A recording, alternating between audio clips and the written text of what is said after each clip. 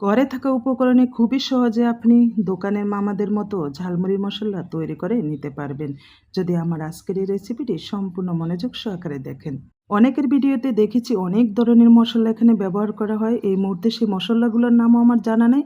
এই তো স্টার, তারপরে বড় এলাচ, তারপরে শাহি জিরা, অনেক অনেক কিছু। তবে আমি খুবই অল্প উপকরণে আজকের এই রেসিপিটি আপনাদের মাঝে শেয়ার করছি। এটা খেতে একদম দোকানের মামাদের চাইতেও মজা হবে।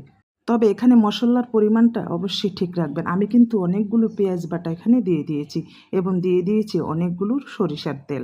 আপনারা চাইলে সরিষার এবং সয়াবিন তেল একসাথে করেও দিতে পারেন।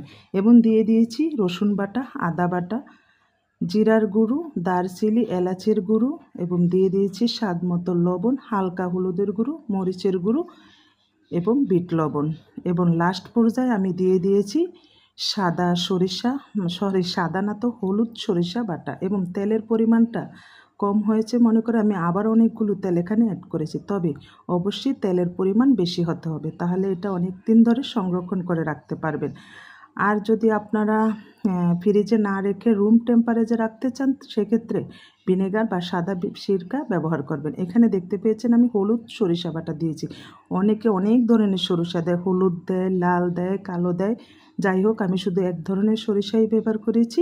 তবে এই মশলাটা দিয়ে মুড়ি মাখলে খেতে হবে অসাধারণ।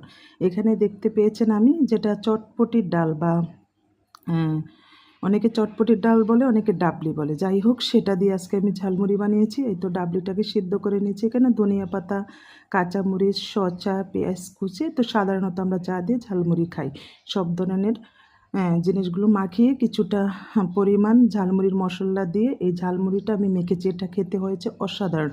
অবশ্যই আপনারা ট্রাই করবেন।